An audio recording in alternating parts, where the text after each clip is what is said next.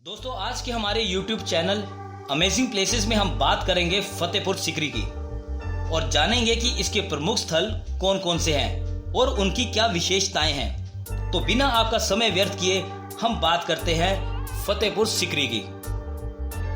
फतेहपुर सीकरी आगरा शहर से 37 किलोमीटर दूर स्थित फतेहपुर सीकरी भारत के पर्यटन मानचित्र पर एक विशिष्ट स्थान रखता है। आगरा भ्रमण करने वाले पर्यटकों को फतेहपुर सीकरी का भ्रमण भी अवश्य करना चाहिए। फतेहपुर सीकरी की स्थापना मुगल बादशाह अकबर ने एक किला नगर के रूप में की थी, जिसका परकोटा आज भी मौजूद है। इस परकोटे के 7 द्वार हैं तथा यह 6 किलोमीटर क्षेत्र में फैला हुआ है। पूर्व में यहाँ सीकरी नाम का एक छोटा सा गांव था।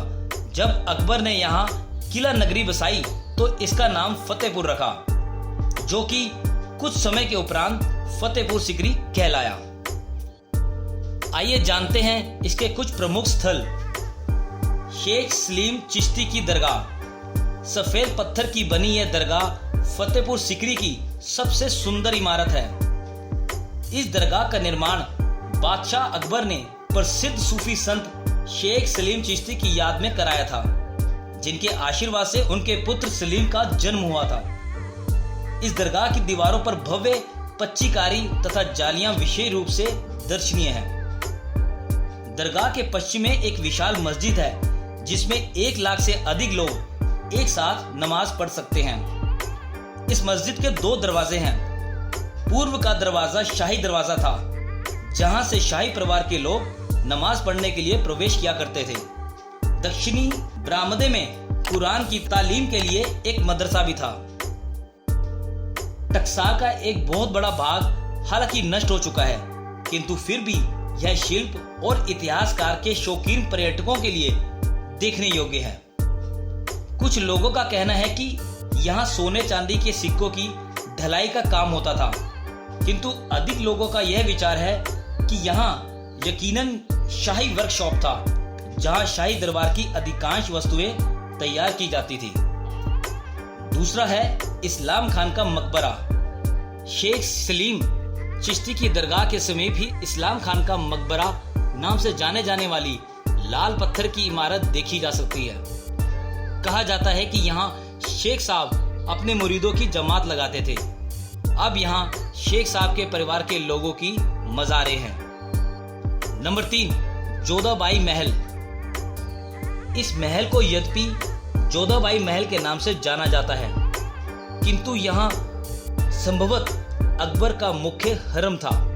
इसका निर्माण 1570 से 1574 के बीच हुआ, ऐसा माना जाता है। महल की छत पर नीले रंग की टाइल्स की छटा अब काफी बदरंग हो चुकी है, तथापि दर्शनीय है। नंबर 4, हिरन मीनार। हिरन मीनार मुख्य किले से हटकर बनी हुई एक ऊंची मीनार है, जिसके ऊपर पत्थर के सिंग जड़े हुए हैं। इसका शिल्प पूरी तरह से एक अलग किस्म का लगता है। कहा जाता है कि यहाँ शाही बेगमें हिरनों का शिकार करती थी। नंबर 5, सुनहरा महल। ये अकबर के हरम का एक हिस्सा था। इसमें 4 कमरे हैं, जिनमें अकबर की बेगम रहा करती थी। इसके अंदर कभी सुनहरा रंग रहा होगा, इसे सुनहरा महल कहते हैं। महल की दीवारों पर अकबर की हिंदू बेगमों को ध्यान में रखकर हिंदू देवी देवताओं की मूर्तियां भी उत्कीर्ण की गई थी, जिन्हें बाद में या तो तुड़वा दिया गया था या वे स्वयं टूट गई। नंबर 6, पंचमहल। 5 मंजिला ये भवन 176 खंभों पर खड़ा हुआ है। प्रत्येक खंभा एक अलग प्रकार की पच्चीकरी का है। इस महल के ऊपर बादशाह और उसका परिवार शाम के समय खुली हवा का आनंद लेता था। इस महल के ऊपर से फतेहपुर सीकरी के पूरे किले का अवलोकन किया जा सकता है तथा खानवा के उस मैदान को भी देखा जा सकता है, जहां कभी बाबर तथा राणा सांगा के बीच युद्ध हुआ था। नंबर 7, तुर्की सुल्ताना का महल। यह महल अपेक्षाकृत छोटा किंतु बेहद खूबसूरत है। इस महल का बाहरी हिस्सा इस प्रकार बना है कि वो पहली नजर में किसी लकड़ी की इमारत का आभास देता है। महल सुंदर पच्चीकारी के खंभों पर खड़ा है, जो चारों ओर सुंदर बरामदे से घिरा है। नंबर 8, नौबत खाना। नौबत खाने में हिंदू तथा मुस्लिम स्थापत्य कला का सुंदर समिश्रण देखा जा सकता है। अकबर जब दरबार में प्रवेश करता था तो नौबत खाने से ही नगाड़े बजा करते थे। नौबत खाने का निर्माण लाल पत्थर से हुआ है और यह भी कहा जाता है कि यहाँ पहले शाही बाजार लगा करता था। नंबर 9, ख्वाबगाह महल। फव्वारों और बड़े बड़े हौजों से घिरा ख्वाब महल अकबर का मुख्य निवास स्थान था। इस महल में पानी का ऐसा प्रबंध किया गया था कि सारा महल भयंकर गर्मी में भी ठंडा रहता था। इस महल में संध्या के समय संगीत की महफिल लगती थी, जहां तानसेन जैसे संगीतकार अपनी कला का प्रदर्शन करते थे। दीवाने खास की आंतरिक दीवारों पर कभी सोने की सुंदर कढ़ाई थी, जो अब काफी हद तक नष्ट हो चुका है, और इस महल से जुड़ा अकबर का हरम अभी भी देखा जा सकता है। नंबर 10 है दीवाने खास। दीवाने खास में अकबर अपने प्रमुख सलाहकारों और मंत्रियों से परामर्श करता था। यह महल यद्यपि एक मंजिला है, किंतु बाहर से देखने पर यह 2 मंजिला भवन प्रतीत होता है।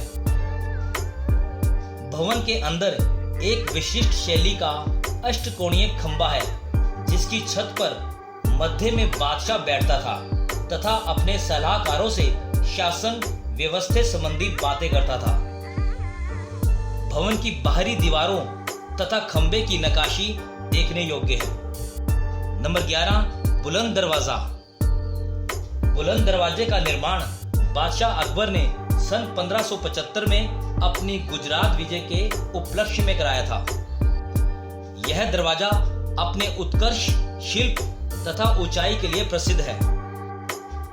इस दरवाजे की ऊंचाई भूमि तल से 176 फुट तथा भवन तल से 134 फुट ऊंचा है। यह एशिया का सर्वाधिक ऊंचा दरवाजा है। दरवाजे के बगल में एक बड़ा तालाब भी है, जिसमें गोताखोर दरवाजे के ऊपर से कूदकर अपनी कला का प्रदर्शन करते थे। नंबर 12, दीवाने आम। फतेहपुर सीकरी के किले में भी अन्य मुगल कालीन किले की भांति एक विशाल दीवाने आम है, जहां अकबर आम नागरिकों को दर्शन देता था तथा उनकी शिकायतों को सुनता था। आम जनता के लिए यह न्याय प्राप्त करने का भी स्थान था। दीवाने आम की मुख्य इमारत के सामने विशाल दालान है, जहां जनता जमा होती थी। तो दोस्तों, अमेजिंग चैनल में आपने फतेहपुर सीकरी के बारे में जाना, जो शायद पहले बहुत से लोगों को यह जानकारी नहीं थी।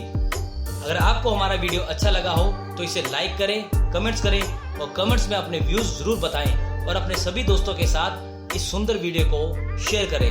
और प्लीज हमारे चैनल को सब्सक्राइब करना ना भूलें और दिए गए बेल आइकन को दबाना ना भूलें। धन्यवाद।